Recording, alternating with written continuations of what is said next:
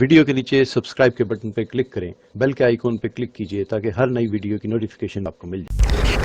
مولانا اکبر شریف صاحب بنگلور کے کرنول جامعہ مسجد میں 25 تاریخ 7واں مہینہ 2001۔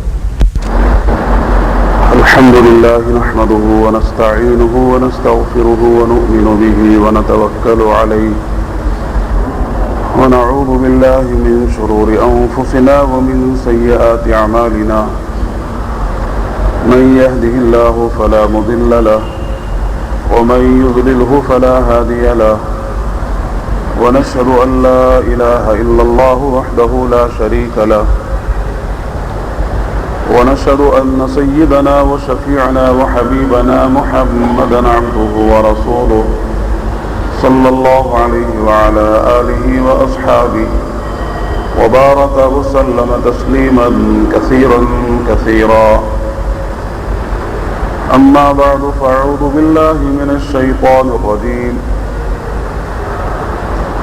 يا أيها الذين آمنوا لا تلهكم أموالكم ولا أولادكم عن ذكر الله ومن يفعل ذلك فأولئك هم الخاسرون وأنفقوا مما رزقناكم من قبل أن يأتي أحدكم الموت فيقول رب لولا أخرتني إلى أجل قريب فأصدق وأكن من الصالحين ولن يؤخر الله نفسا إذا جاء أجلها والله خبير بما تعملون.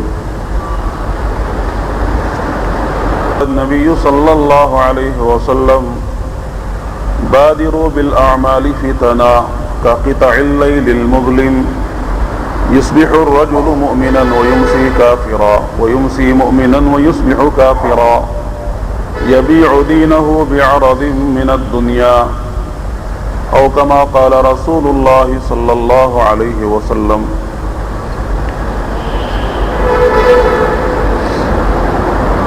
دوستو، بزرگوں اور بھائیوں،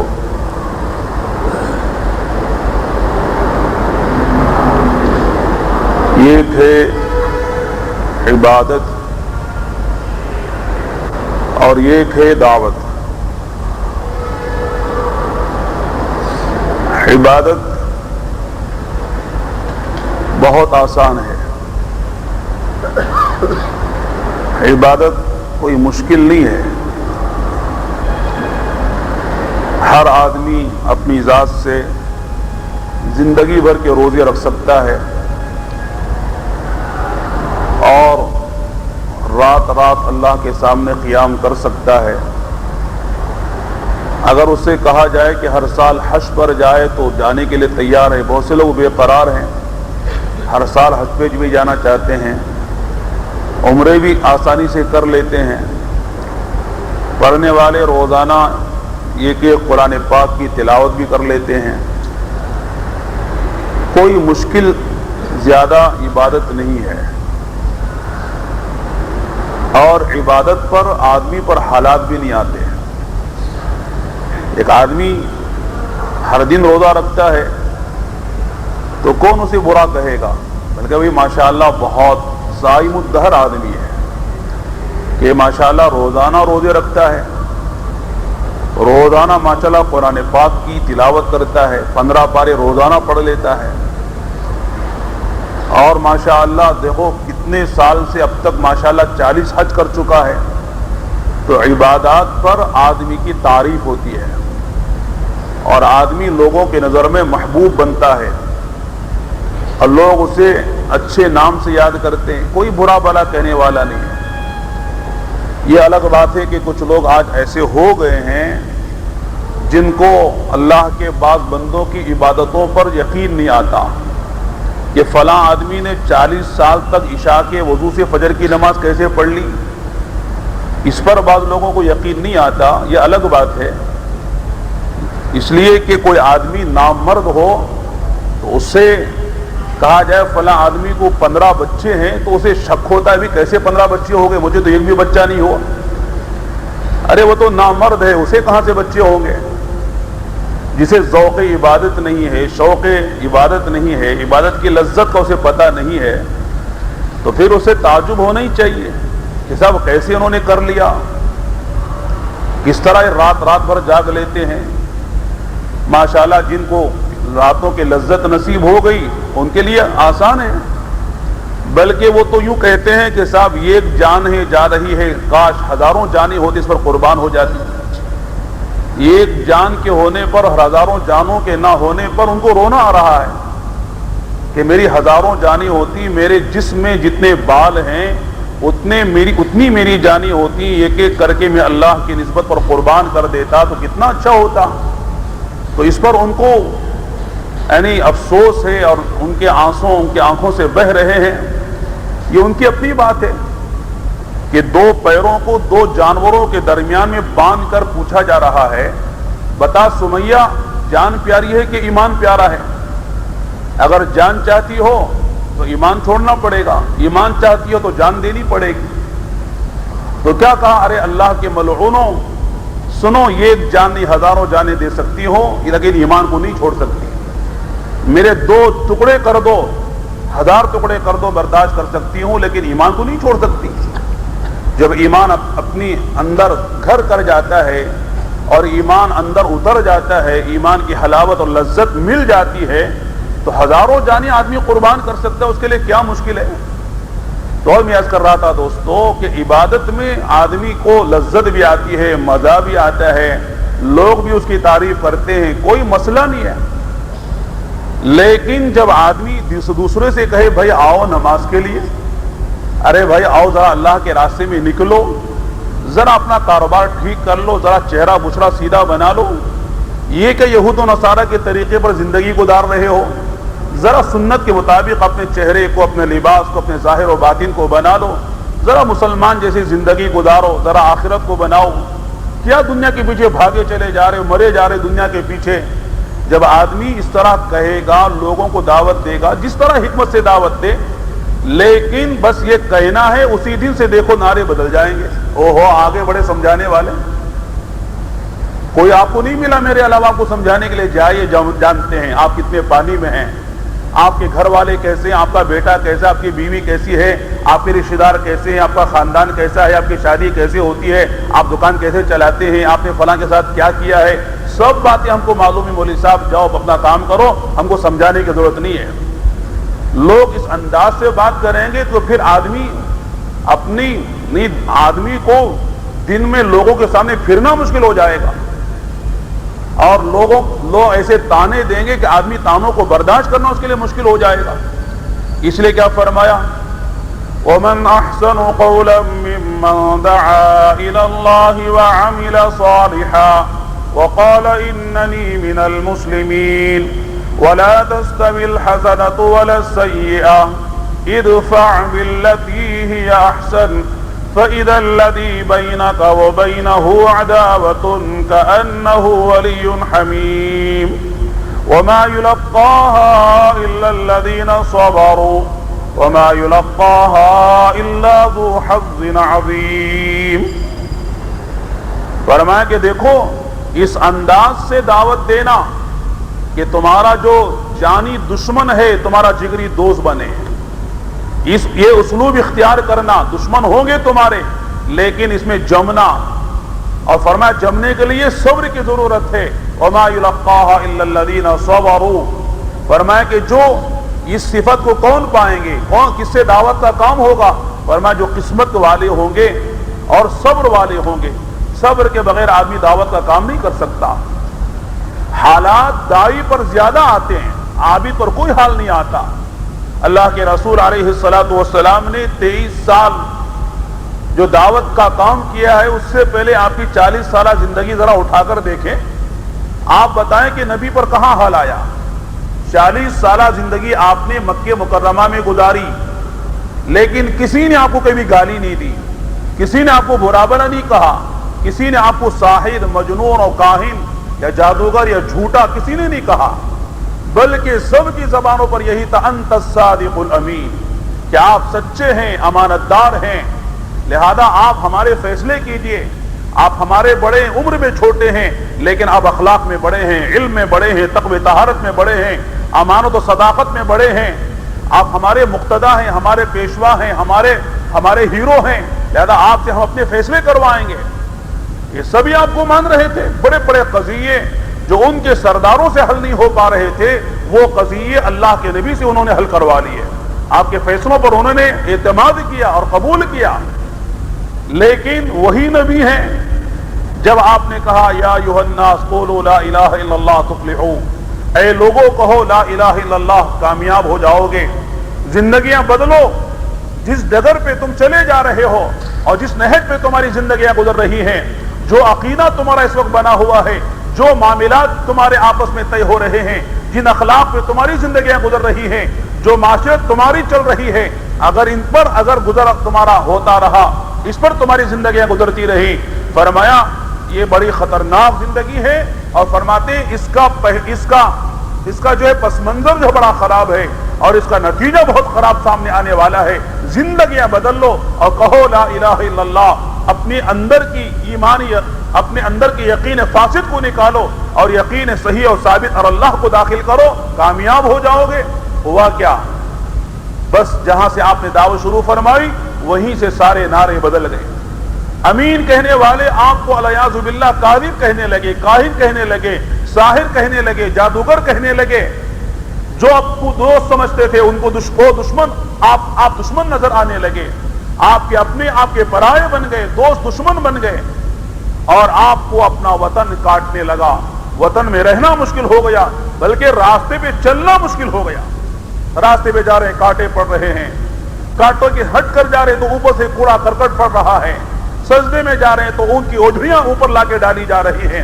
بیت اللہ میں نماز پڑھنا آپ کے لیے مشکل ہو رہا ہے، اور آپ علیہ الصلوۃ والسلام کو گھر میں اور بازار میں کھانا ملنا مشکل ہو رہا ہے.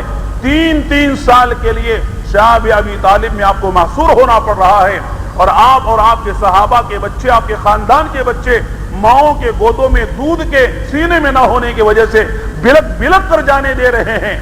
یہ سارے حالات سے اللہ کے نبی گزر رہے ہیں. اور پھر آپ کو مکہ چھوڑنا پڑا، اور پھر آپ صلی اللہ علیہ وسلم کو کبھی احد میں آنا پڑا، کبھی خندق میں جانا پڑا، کبھی بدر میں آنا پڑا، کبھی تبوک میں جانا پڑا، کبھی احزاب و خندق میں جانا پڑا، کبھی طائف میں آپ کو جانا پڑا. یہ سارے حالات کیوں آئے میرے دوستو؟ اس لیے آئے کہ آپ نے دعوت کا کام شروع کیا تھا.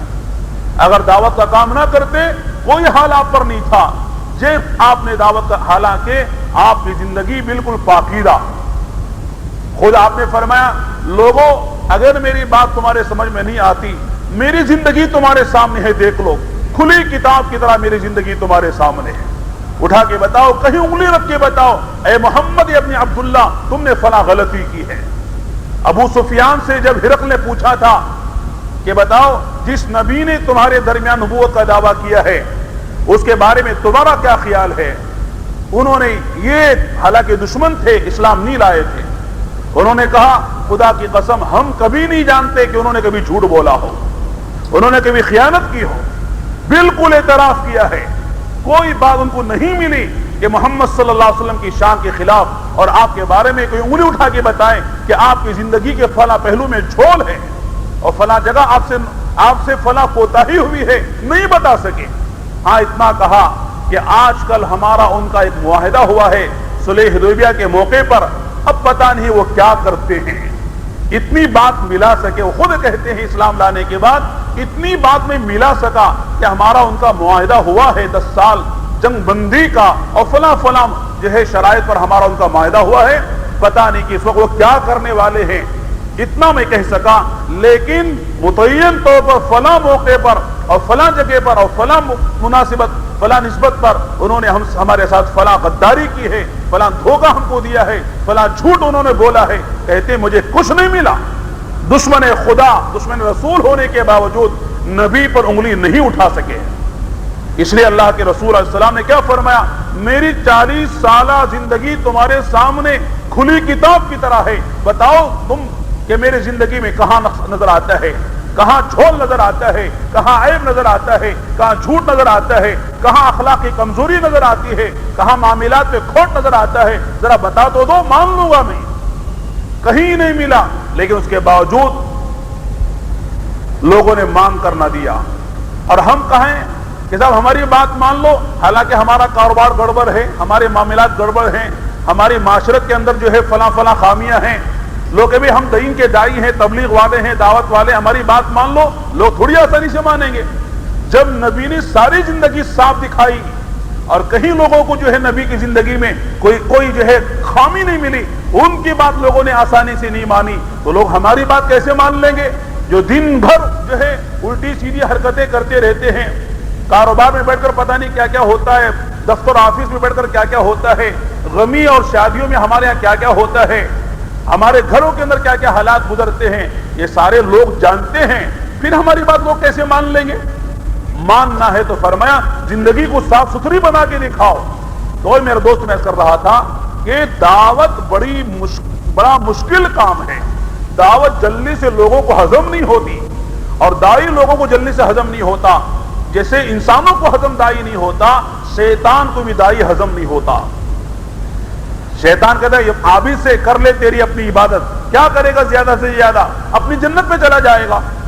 لیکن دائی سے کہتا ہے اگر تو دعوت پہ جمع رہا، ہزاروں انسانوں کے لیے تو جنت کا راستہ صاف کر دے گا، ہزاروں انسان تیرے پیچھے جنت میں چلے جائیں گے، لہذا یہ تو نہیں جائے گا، ہزاروں کے لیے جنت میں جانے کا تو سبب و ذریعہ بن جائے گا۔ اس لیے دائی کے پیچھے شیطان پڑا رہتا ہے۔ اس لیے فرمایا کہ دائی کو بڑا چوکنا رہنا ہے۔ ابھی جو ہے ہمارے ہاں ہمارے فاروق بھائی، اللہ تعالیٰ ان کی عمر میں برکت نصیب فرمائے، اللہ تعالیٰ بہت کام لے رہے عالمی پیمانے پر، ہمارے نظام الدین کے بڑوں کے مشورے پر اللہ تعالیٰ ان سے کام لے رہے، اور ملکوں میں اکثر جو ہے حضرت ہمارے فاروق بھائی کا سفر نظام الدین کے جو ہمارے بزرگ احباب ہیں، بڑے ہیں، ان کے ساتھ ہوتا رہتا ہے۔ تو ابھی ہمارے یہاں جوڑ ہوا تھا قرآنوں کا، اس میں فاروق بھائی نے کچھ کارگزاری جو سیلون میں جو ہمارے نظام الدین کے احباب تشریف لے گئے تھے بزرگ حضرات، تو اس میں حضرت مولانا ابراہیم صاحب جو ہمارے نظام الدین کے بڑے ہیں، ان کے کچھ بیانات جو ہوئے تھے اس کا کچھ خلاصہ سنایا۔ میرا بھی یہ چاہ رہا کہ کچھ بات آپ کے سامنے نقل کروں۔ بڑوں کی بات ہے، چھوٹا منہ ہے، بڑوں کی بات ہے، لیکن مذاکرہ کرنے میں کیا جاتا ہے؟ پتہ نہیں کسی کوئی بات سمجھ میں آ جائے، اللہ تعالیٰ عمل کی توفیق دے دے۔ تو فرما رہے تھے کہ دیکھو خاص طور سے دینداروں کو اور جو ہے دعوت کے کام کرنے والوں کو جو شیطان جو حربہ اور جو ہے جو ہتھیار استعمال کرتا ہے ہلاک کرنے کے لیے، برباد کرنے کے لیے، فرمایا وہ آپس کی بدزنی سے کرتا ہے کہ بدزن بنا کر دینداروں کو، دین کا کام کرنے والوں کو ہلاک و برباد کر دیتا ہے۔ اس لیے فرمایا کہ کبھی آپس میں بدزن نہ ہونا، بدزنی نہ کرنا کہ صاحب فلاں سے ہمارے دماغ میں بدزنی آ گئی، فلاں یوں کرتا ہوگا۔ فرمایا دینداروں کو وہ زنا میں مبتلا نہیں کرے گا، دینداروں کو وہ جو ہے ایک دوسرے کا مال کھانے میں مبتلا نہیں کرے گا، چوری میں مبتلا نہیں کرے گا، بلکہ آپس کی بدزنی میں مبتلا کر دے گا۔ پہلے آدمی بدزن ہو جاتا ہے اور پھر اس کے ٹوہ میں لگ جاتا ہے، تجسس میں لگ جاتا ہے، اور پھر تجسس میں لگنے کے بعد فرمایا کہ پھر غیبتیں شروع ہو جاتی ہیں، اور غیبتوں کا نقد عذاب یہ ہے کہ دل پھٹ جاتے ہیں۔ غیبت شروع ہوئی، دل پھٹ گئے، اللہ کی مدد اٹھ گئی، اور پھر فرمایا کہ آدمی کام کا نہیں رہتا۔ اس لیے فرمایا کہ کبھی کام کرنے والے ساتھی، خاص طور سے پرانے اور دیندار قسم کے ساتھی اور دعوت کے ساتھی، فرمایا ایک دوسرے سے بدزن نہ ہو۔ بدزنی بہت بڑا شیطان کا ہتھیار ہے، جس کو استعمال کر کے کہ خود کام کرنے نہیں دیتا، اور جو کام ہو رہا ہے اس سے اللہ کی مدد نصرت کو اٹھا دیتا ہے۔ پھر آدمی جو ہے سب کچھ کر رہا ہے لیکن اللہ کی مدد ساتھ نہیں ہے، اللہ کی مدد کے بغیر کیا کر لیں گے؟ اس لیے فرمایا کہ بہت اہم بات ہے کہ کام کرنے والے ایک دوسرے کے ساتھ حسن ظن رکھیں۔ اگر بدزنی کرنی ہے تو اپنی ذات ہے، میری اپنی ذات ہے، میں کیا ہوں، کتنے پانی میں ہوں میں جانتا ہوں۔ اللہ نے قرآن میں کیا کہا؟ بل الانسان علی نفسہ بصیرا ولو القی معاذیرا۔ انسان چاہے جتنا چاہے لوگوں کے سامنے اپنی زبان کی فصاحت و بلاغت سے، اپنی چرب زبانی کی وجہ سے دوسروں کو مطمئن کر دے کہ میں پارسا ہوں، مزکا ہوں، مصفا ہوں، مجلہ ہوں، فلاں ہوں، چنی ہوں، چناؤ، لیکن فرمایا دل اس کا اندر سے بتاتا ہے تو کتنے پانی میں ہے۔ کہ آدمی استفتی قلبک ولو افتاک المفتون، فرمایا اپنے دل سے فتویٰ لے لو، چاہے مفتی جو فتویٰ دیتا رہے، تمہارا دل بتائے گا کہ تم نے کیا کیا حرکتیں رات کے وقت میں کی ہیں، تم نے خلوت میں کیا کیا ہے، جلوت میں کیا کیا ہے، بازار میں کیا کیا ہے, گھر میں کیا کرتے ہو, اپنوں کے ساتھ تمہارا کیا معاملہ ہے, بیوی بچوں کے ساتھ تمہارا کیا معاملہ ہے, عزیز و اقارب کے ساتھ تمہارا کیا معاملہ ہے. فرمایا آدمی کا دل اندر سے وہ یوں سمجھیے کہ یعنی اندر سے احساس دلاتا رہے گا کہ اپنے آپ کو ذرا ٹٹول کے دیکھو کہ تم کیا ہو. خاموں کا بات بڑی بڑی کرتے ہو, بڑی بات کرنا آسان ہے, لیکن اس کو زندگی پہ لاگو کرنا اور اس کو اپنی زندگی پہ تنفیذ اس کی کرنا, تطبیق دینا, یہ بڑا مشکل کام ہوتا ہے. تو میرے دوستو ایک بات میں عرض کر رہا تھا کہ دعوت کے کام کرنے والوں کے پیچھے شیطان لگا ہوا ہے, اور شیطان چاہتا یہ ہے کہ یہ دعوت کے کام میں نہ رہے. فرما رہے تھے کہ کام میں لگنا بڑا آسان ہے, لیکن کام میں جم کر رہنا بڑا مشکل ہے. بہت سارے لوگ دعوت میں لگتے ہیں, ایسا لگتا ہے کہ پتہ نہیں آسمان سے کیا کون سے ستارے توڑ کر لائیں گے, لیکن دھیرے دھیرے ایسا لگتا ہے کہ پتہ نہیں کس زمین نے ان کو نگل لیا یا کس آسمان نے ان کو اٹھا لیا, پتہ نہیں کہاں چلے گئے, کچھ پتہ نہیں چلتا کہاں چلے گئے. اس لیے فرمایا کہ ہمیشہ آدمی جو ہے, ابھی ایک عرب کی جماعت آئی ہوئی تھی, ابھی کل ہی روانہ ہوئی, اس میں مکے مدینے کے لوگ تھے, جدہ کے لوگ تھے, اور ماشاءاللہ حضرت مولانا سعید احمد خان صاحب رحمۃ اللہ علیہ کے ساتھ جنہوں نے ملکوں میں وقت لگایا, وہ پرانے ساتھی ماشاءاللہ بنگلور میں ابھی کام کر کے واپس جا رہے تھے. انہوں نے پرانوں سے مذاکرہ کرتے ہوئے ہمارے بڑوں کی باتیں سنائی. انہوں نے کہا دیکھو کہ دعوت کے کام میں زندگی بھر اگر چلنا چاہتے ہو, فرمایا یہ اللہ کی توفیق کے بغیر نہیں ہو سکتا, اس لیے مانگنا پڑے گا. اور ہمارے مولانا ابراہیم صاحب جو ہمارے نظام الدین کے بزرگوں میں ہیں, سب جانتے ہیں حضرت پہ اللہ نے کیسے دعوت کھولی ہے, کس انداز کی بات حضرت فرماتے ہیں.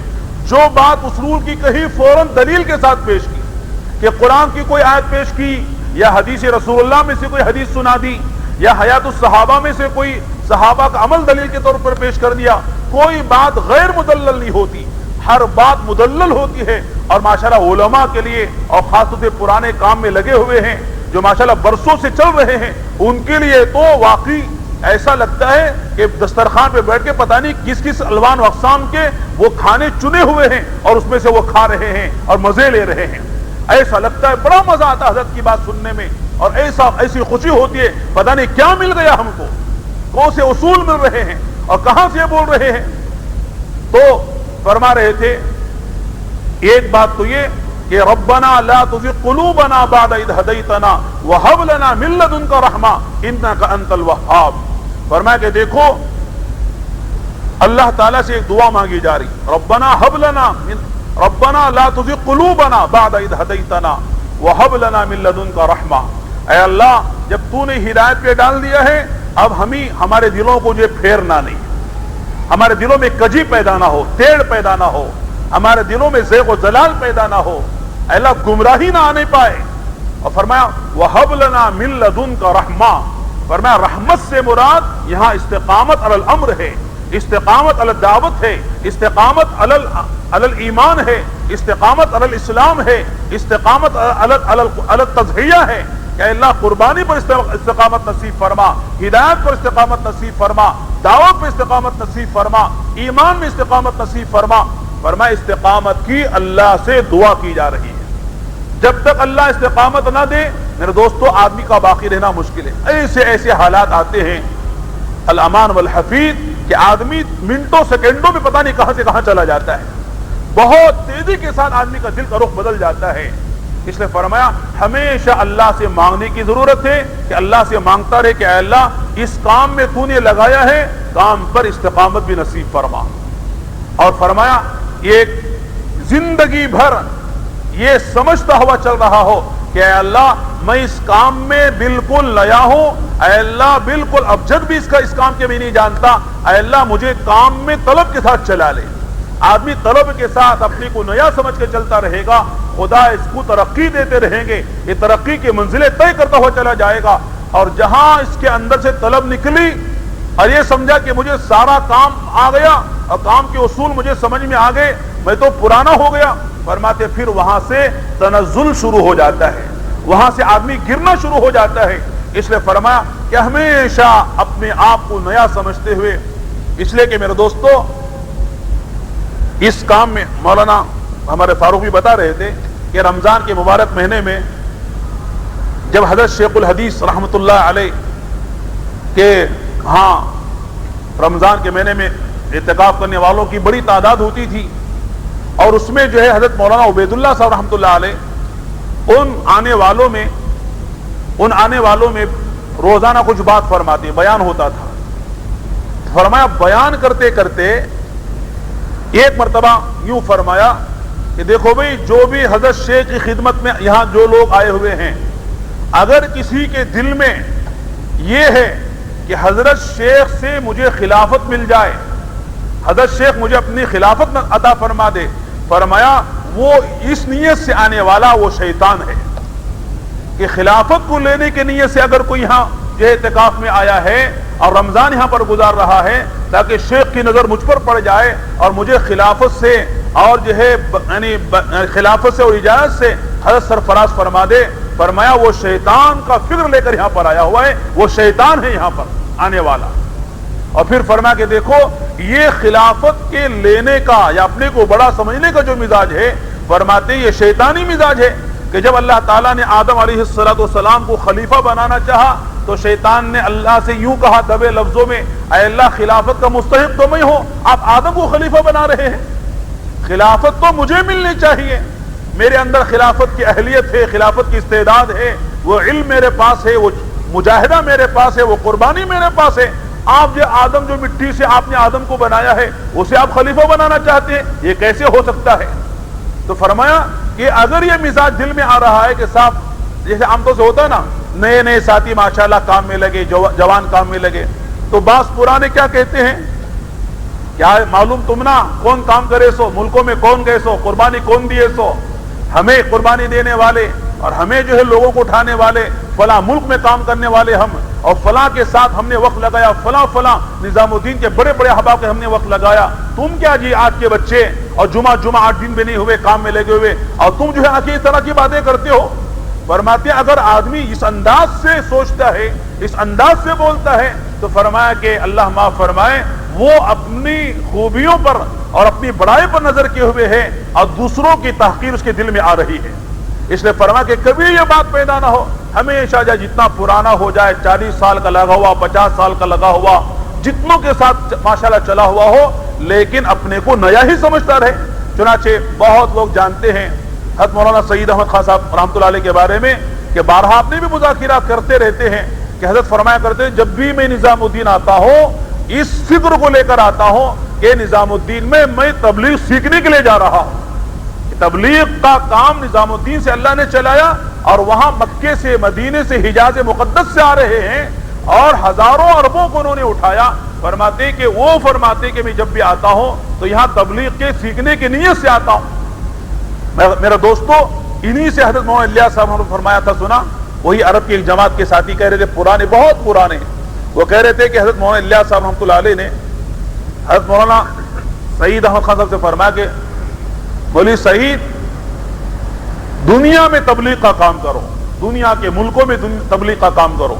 تو حضرت نے فرمایا مولانا حضرت میرے پاس تو اتنا بھی پیسہ نہیں ہے کہ 3 دن بھی جا سکوں، میں 10-20 روپے بھی میرے پاس نہیں ہوتے ہیں، آپ کہنے کہ دنیا بھر میں تبلیغ کا کام کرو، یہ کیسے ہو سکتا ہے؟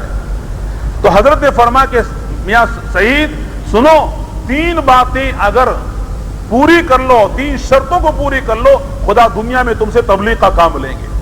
فرمایا پہلی شرط کیا ہے؟ پہلی شرط یہ ہے کہ پہلے نیت کرو کہ اللہ مجھ سے دنیا میں اپنے دین کا کام لے، نیت کے بعد خدا کی طرف سے راستے کھلتے ہیں اور جو دروازے کھلتے ہیں، نیت ہی نہ کرو پھر کہاں سے مسئلہ حل ہوگا؟ پہلے اللہ سے سچی اور صادق نیت کرو کہ اللہ مجھے ساری دنیا میں تبلیغ کا کام کرنا ہے، نیت پکی کرو۔ اس کے بعد فرمایا کہ پھر دعائیں شروع کرو کہ اے اللہ میں نے ساری دنیا میں تبلیغ کا کام کرنے کی نیت کر لی ہے، اے اللہ تو اب راستے کھول دے، اسباب مہیا فرما دے، بلکہ بغیر اسباب کے تو پہنچا سکتا ہے، بغیر اسباب کے پہنچا دے، اللہ سے مانگنا شروع کر دے، دعا پر خدا راستے کھولنا شروع کر دیتے ہیں۔ اور پھر تیسری بات ہے، یہ تو آدمی نیت بھی شاید کر لے گا اور یہ دعا بھی کر لے گا، اور تیسری بات اصل ہے، اور میں تیسری بات کیا ہے؟ جو اس وقت تمہارے پاس ہے وہ لگا دو، تمہارے پاس 100 روپے لگا دو, تم 3 دن جا سکو 3 دن چلے جاؤ, 40 دن جا سکو 40 دن چلے جاؤ, 4 مہینے جا سکو 4 مہینے چلے جاؤ, جتنی دور تمہارے جانا تمہارے بس میں ہے وہاں تک چلے جاؤ, اور پھر کہو اللہ میرے بس کا میں نے کر لیا ہے, اب تیرے بس کا جو کام ہے وہ تو کر کے دکھا دے. اپنے بس کا کام کر لے, پھر خدا سے کہے اللہ میں نے اپنے بس کا کر لیا ہے, آئندہ کے فیصلے, آئندہ کے دروازے تو کھول دینا. تو فرمایا کہ جو آدمی 3 کام کرے گا خدا اس سے عالم میں کام لیں گے. وہ ساتھی فرما رہے تھے ہم نے خود حضرت کے ساتھ سفر کیا ہے, ایک سال میں 10 ملکوں کا سفر کیا ہے. ہم 10 سال ہو جاتے ایک ملک کا سفر کر کے ماشاءاللہ کہتے 10 سال پہلے ہم امریکہ گئے تھے, 10 سال پہلے جو ہے ہم یورپ گئے تھے, آسٹریلیا گئے تھے. وہاں ایک سال میں 10 ملکوں کا سفر ہو رہا ہے, لیکن کوئی تذکرہ نہیں ہے. دنیا کے اکثر ملکوں میں حضرت کا سفر ہو گیا, اور فقیر کے فقیر ہیں, دیکھنے میں جھولی خالی ہے اور بستر اور چٹائی پر بیٹھنے والے, لیکن اللہ نے دنیا میں کام ان سے لے لیا. فرماتے آدمی کی نیت پر خدا فیصلے فرماتے. جب آدمی پکی نیت کرتا ہے خدا سے مانگنا شروع کر دیتا ہے اور اپنے بس کا کر لیتا. ایک آدمی دسترخوان پہ بیٹھا ہوا ہے اور کھانے ماشاءاللہ رکھے ہوئے, بریانی بھی ہے, قورمہ بھی ہے, اور ماشاءاللہ مرغی بھی ہے. اب لوگ ذرا اور کھانا لاؤ, اور بریانی لو, اور مرغی لو. لوگ ارے بیوقوف آدمی, پہلے وہ کھا لے بعد میں مانگ لینا, یہ تو دسترخوان پہ رکھا وہی نہیں کھا رہا, کرے لا اور لا اور لو. لوگ کیا کہیں گے احمق آدمی ہے, سامنے کھانا رکھا کھا ہی نہیں رہا ہے. کہتے ہیں کہ اسی طرح آدمی کے پاس جو کچھ ہے وہ تو نہیں خرچ کر رہا, اللہ اور دے دے تیرے راستے میں لگاؤں گا. اللہ کہیں گے تیرے پاس کوئی بھروسہ نہیں ہے, یہ تو دبا کے رکھا ہوا ہے, اور دیں گے تو وہ بھی دبا کے رکھ لے گا. اس لیے اللہ چاہتے ہیں کہ تیرے پاس جو اس وقت ہے وہ لگا لے, پھر آگے کے دروازے ہم کھولیں گے.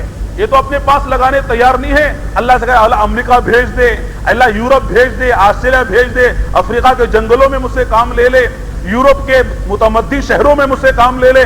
حالانکہ یہ صوبے میں جا سکتا وہاں نہیں جا رہا, ملک میں جا سکتا وہاں نہیں جا رہا, نظام الدین جا سکتا وہاں نہیں جا رہا, چلہ جا سکتا چلے میں نہیں جا رہا, 4 مہینے جا سکتا 4 مہینے میں نہیں جا رہا, اور کہہ رہا ملکوں میں مجھ سے اللہ کام لے لے. اللہ کہیں گے تیرے بس میں جتنا ہم نے کیا تھا وہ تو نہیں کر رہا ہے, اور اگلے کی جو ہے تمنا کر رہا ہے. تیرے سے کوئی امید نہیں ہے کہ اگر اور یہ بھی دے دے تو اور کام کرے گا. اس لیے جیسے حضرت مولانا الیاس صاحب کے ملفوظات میں ملتا ہے کہ اللہ کا احسان ہے کہ اللہ تعالیٰ نے مسلمانوں کو حکومت نہیں دی ہے, اور مسلمانوں کو زمین کا اقتدار نہیں دیا ہے, زمین کی خلافت نہیں دی ہے. وجہ کیا ہے کہ آج مسلمان جتنی چیزوں پر قادر ہے, ایک آدمی مسجد کا بڑا ہے, ایک محلے کا بڑا ہے, ایک جو ہے اپنے بازار کا بڑا ہے, اور ایک اپنے گھر کا بڑا ہے. جو جتنا بڑا ہے اپنے اپنے دائرے میں وہ اللہ کے احکامات کو توڑ رہا ہے. مسجد کا بڑا مسجد میں خدا کے احکامات کو توڑ رہا ہے, بازار کا بڑا بازار میں خدا کے احکامات کو توڑ رہا ہے, گھر کا بڑا گھر کے اندر اللہ کے احکامات کو توڑ رہا ہے. اگر دنیا کا خدا اسے بڑا بنا دے تو عالمی لیول پر یہ اللہ کے احکامات کو توڑے گا اور اللہ کا سب سے بڑا گنہگار بندہ بن جائے گا. اس لیے اللہ کی طرف سے رحمت یہ بھی ہے, اللہ تعالیٰ نے اسے خلافت ارض اس سے چھین لیا, زمین کی حکومت کو اللہ نے چھین لیا. جب اس کے اندر استعداد پیدا ہو جائے گی کہ ہاں یہ گھر کو بھی سنبھال سکتا ہے, یہ محلے کو بھی سنبھال سکتا ہے, یہ مسجد کو بھی سنبھال سکتا ہے, اور اس کے ذمے جو کام دیا جائے اس کو سنبھال سکتا ہے, تو پھر انشاءاللہ وہ وقت دور نہیں ہے کہ اللہ تعالیٰ ملکوں کی اور جو ہے اللہ تعالیٰ جو ہے کائنات کے دنیا کی خلافت اس کے حوالے فرمائیں گے, اور اس سے اللہ تعالیٰ امن کا, اطمینان کا, اقامت صلاۃ کا, ایتاء زکوٰۃ کا اور اللہ کے دین کے قیام کا اللہ اس سے کام لیں گے. لیکن ابھی استعداد پیدا نہیں ہوئی ہے. تو میرے دوستوں میں عرض کر رہا تھا کہ دعوت کے کام میں یہ ایک بات جو ہمارے بڑوں نے فرمائی, وہ آدمی اپنے کو نیا سمجھتا ہو اطاعت کے ساتھ چلے گا اللہ کام لیں گے. اور جیسے ایک بات عام طور سے کہی جاتی ہے وہ یہ کہ مشورے کا پابند ہو کر آدمی چلے, کہ جتنا مشورے کا پابند ہو کر چلے گا اللہ اس سے کام لیں گے. عام طور سے اس سے پہلے بھی گزشتہ سال جب میرا سفر یہاں پر ہوا تھا, اسی طرح کی ایک مجلس ماشاءاللہ, وہ تو آپ کا بدھ کا دن تھا اور مشورے کا دن تھا, شاید اتنا ہی مجمع یا اس سے کچھ زیادہ مجمع ماشاءاللہ اس میں موجود تھا. میں نے اس وقت جو ہے اپنی بات سنائی تھی کہ حضرت مولانا عمر صاحب رحمۃ اللہ علیہ نے جب ہم سال لگا کے واپس آ رہے تھے تو حضرت نے 2 نصیحتیں ہم کو کی تھی. ان میں سے یہ کہ اہتمام سے کہا تھا کہ دیکھو کہ اگر زندگی بھر موت تک اس کام میں جم کر چلنا چاہتے ہو اور شیطان اور نفس کے مکر و فریب سے بچنا چاہتے ہو, فرمایا اپنے علاقوں کے ذمہ داروں سے مشورے تمہارا حصہ نہیں ہوگا. اس لیے کہ شیطان سب سے پہلے مشورے سے کاٹ دے, ارے ان سے کیا جی مشورہ کرنا, یہ تو فلاں آدمی ہے، فلاں یہ تاجر ہے، فلاں ملازم ہے، فلاں نوکر ہے، میں تو عالم ہوں، علامہ ہوں، سال لگایا ہوا ہوں، اور فلاں بہت بڑے ادارے سے میں فارغ ہوں. اگر یہ سوچ کر اگر تم نے مشورے سے اپنے آپ کو کاٹ لیا، فرماتے ہیں مشورے کے بغیر اس کام میں کسی کا حصہ نہیں ہے. مشورے کے ساتھ جو چلتا ہے خدا اس کا حصہ اس کام میں لگاتے ہیں. مشورے سے جو ہٹا، چاہے جتنی بڑی قربانی دینے والا ہو، جتنا چاہے علم رکھنے والا ہو، یا جتنی چاہے استعداد کا مالک ہو، جتنا چاہے پرانا ہو، اگر مشورے سے جس دن ہٹا اسی دن اللہ تعالیٰ دھیرے دھیرے اسے کام سے بھی ہٹا دیں گے. اس لیے کہ مشورے کے بغیر اس کام میں حصہ نہیں لگتا. اور مشورے میں آدمی جو ہے مان کر چلے. یہ بھی فرما کہ کسی رائے پر اصرار بھی نہ کرنا. دل میں کوئی بات آئی رائے دے کر خاموش ہو جانا، اس کے کچھ منافع سامنے وہ بھی بتا دینا، لیکن فرمایا کہ مشورے سے نہ ہٹنا، اصرار نہ کرنا. اس لیے کہ فرمایا اصرار کرنا یہ کافرانہ شیوا ہے. رائے پر اصرار کرنا وہ اصر واستكبر استکبارا، اصرار علی الرائے، فرمایا یہ کافروں کا شیوا ہے. لہذا اپنی رائے دے دو اور کہو صاحب میرے بات یہ سمجھ میں آتی ہے، ٹھیک ہے، جیسے آپ فیصلہ فرمائیں گے. اور یہ ایک بات فرمائی کہ کبھی بھی ساتھیوں کے نقائص اور عیوب کو نہ دیکھنا. شیطان کا سب سے بڑا یہ داؤ ہوتا ہے، اس کی چال ہوتی ہے، اپنے ساتھیوں کے وہ عیوب کو، کمی کوتاہیوں کو دکھائے گا. دیکھ اتنا پرانا ساتھی یوں کرتا ہے. آج عام طور سے یہی ہو رہا، اللہ معاف فرمائے، جتنے لوگ کام سے دور ہیں وہ یہی کہتے ہیں دیکھو فلاں کام کرنے والا یوں کرتے، فلاں بڑے ساتھی یوں کرتے، فلاں جو ہے مولانا یوں کرتے کام میں لگے ہوئے، فلاں جو ہے پرانے ساتھی یوں کرتے. ان کے عیوب کو دکھا رہا ہے. ان کا شاید کچھ نہ بگڑے، لیکن جو عیوب دیکھ رہے ہیں ان کا بگڑ جائے گا، وہ کام سے دور ہو جائیں گے. اس لیے مولانا عمر صاحب رحمۃ اللہ علیہ نے بڑے اہتمام سے تنہائی میں لے جا کر رمضان کے مبارک مہینے میں آخری عشرے میں گھر پہ بلا کے چند نصیحتیں کی تھی. ان میں سے یہی کہا تھا کہ دیکھو کبھی بھی اپنے ساتھیوں کے عیوب کا نہ دیکھنا، عیوب سے کوئی خالی نہیں ہے. اللہ نے کرم فرمایا، اس زمانے میں اللہ نے دعوت کی محنت چلائی ہے، پتہ نہیں کون کون کس حالات سے آیا ہوا ہے، کہاں کہاں پڑے ہوئے تھے، کوئی دین کا فکر نہیں تھا. ارے نمازوں کی پرواہ نہیں تھی، جمعے کی پرواہ نہیں تھی، ماں باپ کی کوئی قدر و قیمت نہیں تھی. اللہ نے احسان فرمایا، ایسے لوگ آج راتوں میں اٹھ کر خدا کے سامنے تہجد کی نماز پڑھ کے رو رہے ہیں، ہدایت کی دعائیں کر رہے ہیں، ان کی آنکھوں سے آنسوں کے سمندر بہ رہے ہیں. اے اللہ ہدایت کے معنی کو پتہ نہیں تھا، لیکن آج ہدایت کے نام پر خدا کے سامنے رو رہے. اے اللہ مجھے ہدایت دے، میرے گھر والوں کو ہدایت دے، میرے ماں باپ کو ہدایت دے، میرے ماں باپ کی مغفرت کے فیصلے فرما. اس طرح کی دعائیں کر رہے ہیں.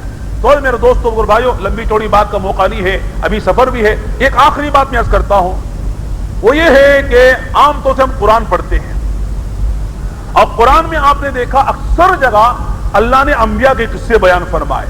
کبھی ابراہیم علیہ السلام کا، موسیٰ علیہ السلام کا، کبھی حضرت لوط اور حضرت نوح علیہ السلام کا، حضرت یوسف علیہ السلام کا.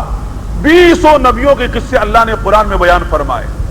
لیکن آپ کہیں ذرا اٹھا کے دیکھو، کہیں یہ نہیں ملے گا کہ اللہ نے فلاں نبی کی نماز کا تذکرہ کیا ہو، یا فلاں نبی کی جو ہے اخلاق کا تذکرہ کیا ہو، یا اس کی تلاوت کا تذکرہ کیا ہو، اس کے ذکر کا تذکرہ. ہاں کہیں کہیں ضمنی طور پر مل جائے گا، لیکن اکثر جو اللہ نے تذکرہ قرآن میں نبیوں کا کیا ہے، ان کے دعوت والے عمل کا تذکرہ کیا ہے. ہر نبی کی دعوت کو سمجھایا ہے. ابراہیم علیہ السلام نے کیسے دعوت دی نمرود کو، اور کیا معاملہ ہوا، کس طرح اللہ تعالیٰ نے تن تنا ابراہیم کی مدد فرمائی، اور ساری نمرودی طاقت کو اللہ تعالیٰ نے کیسے فیل کیا، کیسے ذلیل کیا. موسیٰ علیہ السلام کو فرعون نے قتل کرنے کے لیے اور مارنے کے لیے تقریباً 1,20,000 بچوں کو تہہ تیغ کیا بنی اسرائیل کے، لیکن اللہ نے ان کی کیسے نصرت فرمائی، کیسے ان کو دشمن کے محل میں پالا، اور کیسے اللہ تعالیٰ کو نبی بنایا اور فرعون کے دربار میں بھیجا، اور کس طرح فرعون کو ان کی طرف سے غرق کروایا. بنی اسرائیل کو اللہ نے کیسے نجات نصیب فرمائی.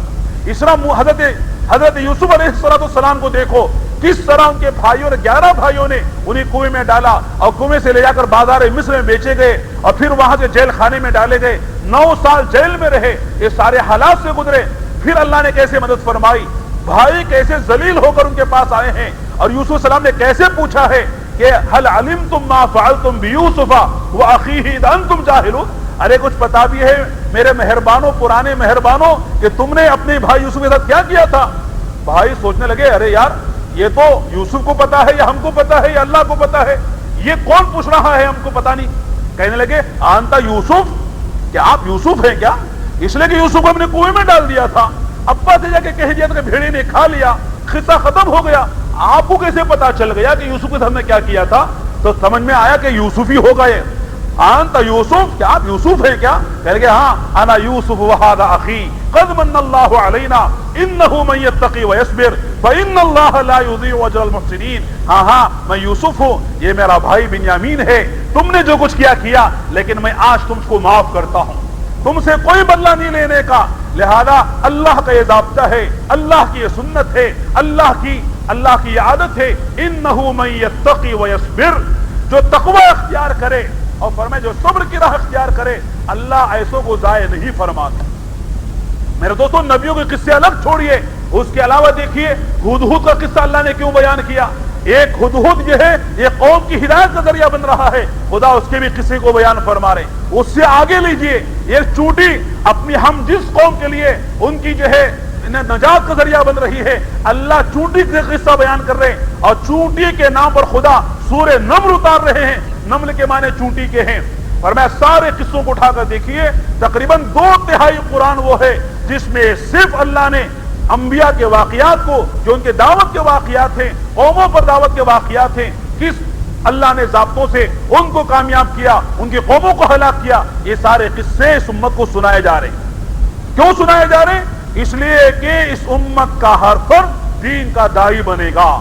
نبی اکرم صلی اللہ علیہ وسلم کے بعد کوئی نبی آنے والا نہیں ہے.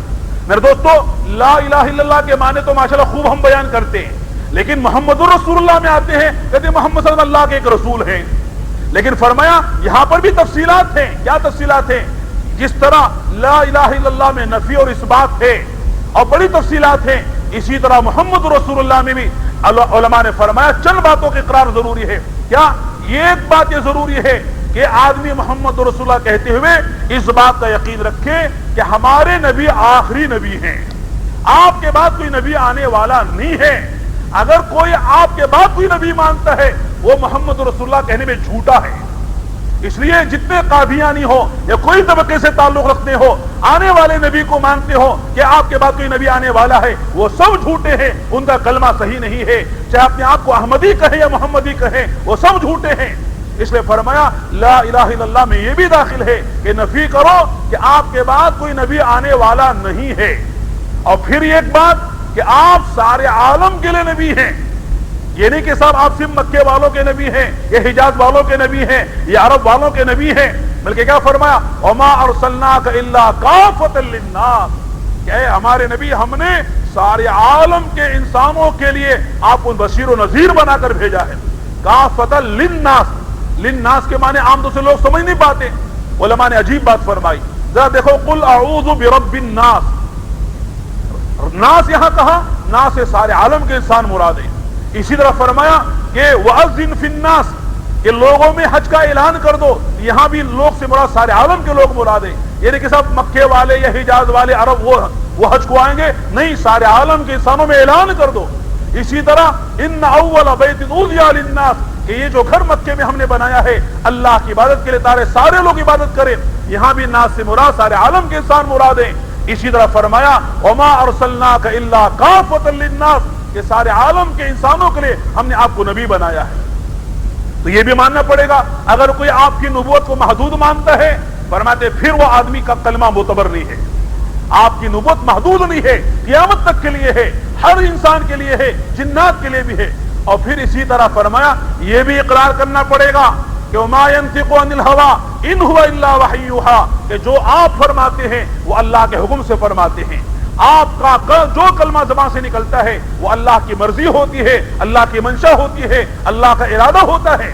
اگر کوئی نبی اکرم بعض باتیں اپنی طرف سے بھی کہہ دیتے تھے اور اپنی خواہش بھی کہہ دیتے تھے, وہ کافر ہو جائے گا, وہ مسلمان نہیں ہوگا. اسی طرح فرمایا کہ آپ نے جو باتیں فرمائی ان میں یہ بھی فرمایا کہ لا نبی بعدی ولا امت بعدکم, میرے بعد کوئی نبی نہیں اور تمہارے بعد کوئی امت نہیں ہے. اور آپ نے یہ بھی فرمایا کہو انما بعثتم, کہ تم بھیجے گئے ہو. جس طرح نبی بھیجے جاتے تھے اس طرح تم میرے بعد بھیجے گئے ہو, تم کو نبیوں کا کام دے کر بھیجا گیا ہے. میرے دوستو, یہ آخری والی بات جلدی سمجھ میں نہیں آتی. ہم کیسے بھیجے گئے ہیں صاحب؟ ارے قرآن نے کہا کنتم خیر امت اخرجت للناس, کہ تم بہترین امت ہو. تمغے امتیاز کیا ہے؟ तुम्हारे मुअज़्ज़ज़ व मुकर्रम होने की वजह क्या है, सबब क्या है? उखरियत लिन्नास, सारे आलम के इंसानों के नफे के खातिर तुमको दुनिया में बर्पा किया गया है, दुनिया में पैदा किया गया है। क्या करोगे? तअमुरून बिल मारूफ व तनहौना अनिल मुनकर। नबी अकरम सल्लल्लाहु अलैहि वसल्लम ने जिस नहज पर काम किया है, फरमाते उस नहज पर काम करेगी ये उम्मत। इस उम्मत का हर फर्द अगर ये काम कर रहे हैं, समझ रहे हैं, समझ लो इनका कलमा माशाअल्लाह बना हुआ है, वरना कलमा पढ़ रहे हैं, नबी का काम नहीं कर रहे हैं। अरे भाई ठीक है साहब, नबी ने किया, साहबा ने किया, औलिया अल्लाह ने किया, हम तो दुनिया कमाने के लिए आए हैं, हम तो बनिए हैं, नबियों की मेहनत थोड़ी हमारे जिम्मे है। फरमाते अगर ये मिजाज से चल रहे हैं, फरमाया कलमा मोतबर नहीं है। एक आखिर में लतीफे की बात सुना दो आपको, हो सकता है कभी आपने सुन भी लिया हो। एक इलाके में नाबीना एक मुल्क में आया और उसने आके दावा किया कि मुझे बादशाह से मिलना है और मेरे पास कुछ हुनर है, बादशाह को बताना चाहता हूं। चुनाचे पकड़ के लाया गया तो बादशाह के पास, तो बादशाह से कहा मैं 3 हुनर जानता हूं। एक हुनर मेरा ये है कि घोड़े की पहचान मुझे मालूम है, आपको घोड़ों की जरूरत है, घोड़े को परखता हूं मैं, घोड़ा कौन सा असील है और कौन सा नकली जो है और गैर असील है। और दूसरा मोतियों की पहचान मेरे पास है। अच्छा, तीसरे लोगों की पहचान भी मेरे पास है। बादशाह ने कहा बहुत अच्छा आदमी है भाई, इसे पकड़ो रखो, जब भी कभी काम दे देगा ये, इसे दाल रोटी खिलाते रहना और कभी मौका है तो पूछ लेंगे। चुनाचे खाता रहा, दाल रोटी खाता रहा, पड़ा रहा। एक मौके पर बादशाह को घोड़े की जरूरत पड़ी, एक वजीर गए और बेहतरीन घोड़ा लेकर आए। तो बादशाह ने कहा इसी तरह देख लेना, अंधे से पूछ लेना घोड़ा ठीक है कि नहीं है। चुनाचे अंधा आया, घोड़े को टटोलता रहा, सर पे हाथ रखा, पीठ पे हाथ रखा, पैरों पे हाथ रखा, उसके बाद कहा जहां पना एक घोड़ा आपके लायक नहीं है। भाई क्या बात है? कहने घोड़े की खासियत यह है कि पानी को देखा तो पानी में बैठ जाएगा, हालांकि घोड़ा पानी में कब बैठता है, भैंस बैठती है। तो बादशाह को भी लोगों को ताजुबा, बेवकूफ अजीब अंधा है कि पानी में घोड़ा थोड़ी बैठता है, नहीं यहां पना बैठ जाएगा। अगर तजुर्बा आपको करना है तो कर लीजिए। चुनाचे घोड़े को पानी के पास से ले गए तो पानी में जाकर बैठ गया, मार रहे मारे उठ ही नहीं रहा है। काफी देर के बाद उठा के लेकर आए, मुझे अभी बात तो तेरी सही निकली, लेकिन तू पहचाना कैसे तूने? तो कहने लगा जहां पना बात यह है कि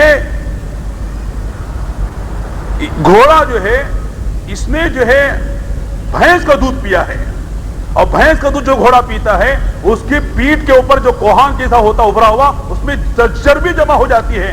लिहाजा अब जाहिर है कि भैंस का दूध पिया तो पानी, भैंस जैसा पानी में बैठ जाती है, घोड़ा भी बैठ जाएगा।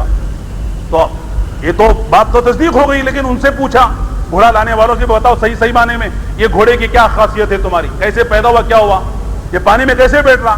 फिर उनको इतराफ करना पड़ा, वरना डंडे पड़ेंगे, बादशाह का मसला है। कहने लगे हाँ जहां पना बात यह है, जब ये पैदा हुआ था इसकी मां मर गई थी, लिहाजा हमने इसे भैंस का दूध पिलाया है, लिहाजा अब ये भैंस की खाद इसके अंदर पैदा हो गई है, लिहाजा ये पानी में बैठ जाता है।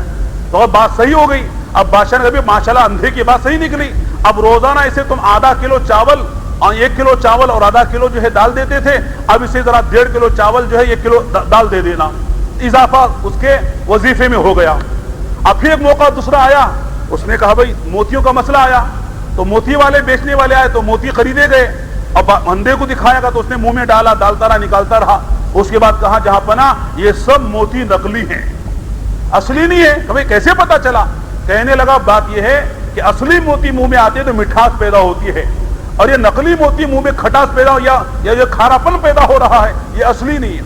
उनसे पूछा भी क्या किस्सा है? कहने लगे हाँ वाकई हम जो है आजमाने के लिए आए थे कि आपके शहर में कोई मोती का पहचानने वाला है भी कि नहीं है। वाकई निकला एक अंधा कि आपके शहर में अंधा मोती को पहचानने वाला निकला, वाकई हम झूठे हैं, लिहाजा अपने मोती वापस ले जाते। बात खत्म हो गई। अब बादशाह ने कहा अब रोजाना इसे 3 किलो चावल देना और 1.5 किलो दाल दे देना। ये बहुत माशाल्लाह अंधा बड़ा कामयाब मालूम होता है। अब बादशाह को सूझी जरा इसे आदमी के बारे में मालूम करे, एक आदमी कैसा है। कहने लगा बताओ तुमने 2 पहचान तो बता दी और एक बाकी रह गई, बताओ इंसानों के बारे में तुम कहते हो कि मालूम मुझे पता चल जाता है, मेरे बारे में बताओ मैं कैसा हूं, मैं कौन हूं? तो बादशाह ने से कहा अंधे ने कि जहां पना आप अपने बारे में ना पूछे तो अच्छा है। अरे भाई क्या बात है? नहीं आप अपने बारे में ना पूछे, किसी के बारे में पूछ ले तो मैं जवाब दे दूंगा, लेकिन अपने बारे में आप मुझसे ना पूछें। कहा नहीं मेरे बारे में बताना पड़ेगा। तो अंधे ने कहा ठीक है बताऊंगा, लेकिन पहले जरा लिख कर दे दीजिए, मैं बताऊंगा तो आप मुझे सजा नहीं देंगे। तो बादशाह ने लिख कर दे दिया, क्या मुझे सजा नहीं दी जाएगी? चुनाच अंधे ने कहा जहां पना आप बादशाह के बेटे नहीं हैं बल्कि बनिया के बेटे हैं। आप बादशाह की औलाद नहीं है, बनिया की औलाद है। मैंने कहा भाई कैसे? अब परेशान हो गया इसलिए कि दो बातें सही निकल गई थी, ये भी सही होगी। अब माँ के पास दौड़ा दौड़ा गया और माँ से कहा माँ सही सही बता देना मैं तेरा बेटा हूं किसी बनिए का बेटा हूं। अब माँ भी परेशान होगी थोड़ी देर के लिए। जब बेटे ने इसरार किया, बादशाह था, तो उसने बताया कि हाँ बेटा हमारे घर में कोई औलाद नहीं थी, लिहाजा हमको औलाद की जरूरत थी। तेरे बाप के मरने के बाद कौन खिलाफत को संभालेगा, हुकूमत को संभालेगा? हमने बहुत तलाश करके एक बनिए के घर में तू पैदा हुआ था, वहां से तुझे लेकर आए और किसी को पता होने नहीं दिया कि तू बनिए की औलाद है। ऐसा पाला जो हमारा ही तू बेटा है, सिवाय मेरे और तेरे बाप के किसी को और एक वजीर के किसी को पता नहीं है। कहा अंधे को कैसे पता चल गया? ये वो तो अंधा वो भी, और वो कहां से आया है उसे कैसे पता चल गया तू बनिए की औलाद है? कह लगे जरा जाके पूछना उससे। बात तो सही निकली अंधे की, लेकिन उसने कहा कैसे ये कि तू बनिए की औलाद है? तो अब बादशाह को यकीन हो गया मैं बनिए की औलाद, तो मां ने कह दिया। अब जाके अंधे से पूछता है कि ठीक है तेरी बात सही निकली, लेकिन तुझे पता कैसे चला मैं बनिए की औलाद हूं? कहने लगा जहां पना बात यह है कि मैंने पहली पहचान बताई तो आपने मेरी दाल में और चावल में इजाफा किया। दूसरी पहचान मैंने बताई तो दाल चावल में आपने इजाफा किया। आखिर अगर आप जो है बादशाह के औलाद होते तो आप मुझे बहुत बड़ा इनाम देते, बड़ी जागीर दे देते, लेकिन आपने दाल में और चावल में इजाफा किया तो आप बनिए ही के औलाद हो सकते हैं, इसलिए आप जो है मैंने कहा बनिए के औलाद है। और मेरे दोस्तों किस्सा मैंने इसलिए सुनाया, मेरे दोस्तों हम जो है पिछले नबियों की उम्मत में नहीं है कि इबादत करके मर के चले जाएं। हम जो है इस वक्त आखिरी नबी की उम्मत में हैं, लिहाजा हमारे जिम्मे सिर्फ इबादत नहीं है, दावत भी है। अगर कोई ये कहता है कि साहब जो है हम जो है माशाअल्लाह हमारे जिम्मे सिर्फ इबादत है, लिहाजा दावत का काम हम नहीं कर सकते, खुदा की कसम वो अल्लाह पे झूठ बोल रहा है। क्या माने? हमारे मौलाना साहब ने एक मौके पर फरमाया था 2 साल पहले पुरानों के जोड़ में, जो ये कहता है कि मेरे अंदर दावत की इस्तेदाद नहीं है वो अल्लाह पर झूठ बोल रहा है। अल्लाह को कह रहा है अल्लाह तूने गलत किया है मुझे इस उम्मत में पैदा करके। यानी इस उम्मत में पैदा होना खुद इस बात की अलामत है कि इस फर्द में दावत की अल्लाह ने इस्तेदाद रखी है। अगर मेरे दोस्तों दावत की इस्तेदाद ना होती तो फरमा रहे थे अल्लाह उसे इस उम्मत में पैदा ही ना करते। इस उम्मत में पैदा होना खुद इस बात की अलामत है अल्लाह ने इसमें दावत की इस्तेदाद रखी है। अरे क्या है दावत के लिए? जैसे आज दुनिया के लिए लोग कुर्बानी दे रहे, 2-2 साल जा रहे कि नहीं जा रहे, दुनिया के लिए यहाँ 4 महीने मांगे जाते हैं। लोग माशाअल्लाह रात भर जागते हैं ड्यूटी के लिए। क्या साहब रात की ड्यूटी है, 6 महीने रात जागते हैं, 6 महीने दिन में सोते हैं। कितने यानी रेलवे में काम करने वाले, फैक्ट्री में काम करने वाले नाइट ड्यूटी है, रात जाग रहे कि नहीं जाग रहे। कितने ताजिर हैं दो सुबह का नाश्ता 12 बजे करते हैं, 12 बजे का खाना शाम में 5 बजे खाते हैं और शाम का खाना रात में 1 बजे खाते हैं। खाना आगे पीछे हो रहा कि नहीं हो रहा, नींद की कुर्बानी दे रहे कि नहीं दे रहे, भी बच्चों को छोड़ने की नहीं छोड़े। मेरे दोस्तों हम भी वही कर रहे हैं, सहाबा भी वही कर रहे थे, लेकिन उनका रुख दावत के लिए था, अल्लाह के दीन के लिए था, और हमारा रुख दुनिया के लिए हो चुका है। कुर्बानी वही हम भी दे रहे हैं, लेकिन दुनिया के लिए हमारी कुर्बानियां हो रही हैं। कल मेरे दोस्तों भाइयों मैंने अर्ज किया दावत का काम बहुत ऊंचा है, दावत करने वाला का खुदा का मकाम बहुत ऊंचा है, लेकिन हालात आएंगे, जरा संभल कर चलना है, शैतान से भी बचना है, नफ्स से भी बचना है, अल्लाह से मदद भी मांगनी है, मशवरे का पाबंद भी होना है। और हर हाल में एक बात आखिरी की बात यह है कि जब आदमी काम करता रहता है, फरमाया कभी खुदा हालात बना देते हैं, कभी हालात खुदा बिगाड़ भी देते हैं। काम करने वालों के हालात का बनना भी जरूरी नहीं है, बिगड़ना भी जरूरी नहीं है। कभी खुदा हालात बिगाड़ते भी हैं, कभी हालात खुदा बनाते भी हैं। अगर कोई आदमी खुदा ने हालात बना दिया ये सोचकर हालात में और मशगूल हो गया, वो भी नाकाम है। अगर खुदा ने किसी के हालात बिगाड़ दिए और मजबूर होकर काम को छोड़ता है, वो भी नाकाम हो जाएगा। फरमाया हमारे हालात बिगड़ रहे हो या बन रहे हो, फरमाया हर हाल में करना ये कुर्बानी कहलाएगा। ऐसे लोगों से खुदा दुनिया में हिदायत का काम लेते हैं। इसलिए मेरे दोस्तों बस मुख्तसर सी बात यह है, माशाल्लाह पुराना शहर है, बरसों से यहाँ पर काम हो रहा है। माशाल्लाह छोटे से शहर में इतना बड़ा मजमा पुरानों का है, इसलिए सब नियत करें इंशाअल्लाह कि जिंदगी की पहली फजल में 4 महीने सब करेंगे इंशाअल्लाह। अब नकद सुना माशाल्लाह 5 तारीख से जमातें चिल्ले की भी जा रही और 18-19 से माशाल्लाह 4 महीने की जमातें जा रहे हैं। जरा जल्दी होकर खड़े होकर लिखा दे, उसके बाद इंशाल्लाह दुआ कर लेंगे। हमारी 9 बजे बस है, जल्दी से जाना है, देर ना करें। 4 مہینے کی جماعت بنائیں, حلقہ ادریس سے بھی جماعت 4 مہینے کی جماعت. السلام علیکم. اور بولو ساتھیو, لکھا ہوئے اللہ قبول فرمائے, اللہ ان کی جان میں مال برکت ہے. لکھا ہوئے 4 مہینے لکھا ہوئے. بانا بھی مجلس سے نہیں چلا ہے, سننا نہیں بلکہ اس کو ہم سب کو عمل کریں. اس لیے ہم کو سب کو چاہیے کہ جو اس پر ہم عمل کریں اللہ دنیا میں بھی خود آخرت میں بھی کامیاب کر دے گا. انشاءاللہ کل خواتین کا جو اجتماع ہوگا, محبوب خان صاحب. الحمدللہ رب العالمین والصلاة والسلام علی حبیبہ محمد وعلی آلہ وصحبہ اجمعین. ربنا ظلمنا انفسنا وان لم تغفر لنا وترحمنا لنکونن من الخاسرین. اللهم آت نفوسنا تقواها وزكها أنت خير من زكاها أنت وليها ومولاها. اللهم أرنا الحق حقا وارزقنا اتباعه وأرنا الباطل باطلا وارزقنا اجتنابه. اللهم إنا ضعفاء فقو في رضاك ضعفنا وخذ إلى الخير بنواسينا واجعل الإسلام منتهى رضائنا. اللهم حبب إلينا الإيمان وزينه في قلوبنا وكره إلينا الكفر والفسوق والعصيان. اللهم اجعلنا من الراشدين. اللهم اهدنا واهد بنا وجعلنا سببا لمن اهتدى. اللهم اجعلنا هادين مهتدين غير ضالين ولا مضلين غير ضالين ولا مضلين. اللهم باقية كباقية الولين.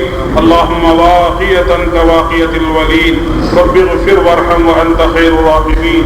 اللهم انصر من نصر دين محمد صلى الله عليه وسلم واجعلنا منهم واخذل من خذل دين محمد صلى الله عليه وسلم ولا تجعلنا معهم. ربنا تقبل منا إنك أنت السميع العليم وتب علينا يا مولانا إنك أنت التواب الرحيم. وصل اللهم على محمد وعلى آله وصحبه أجمعين والحمد لله.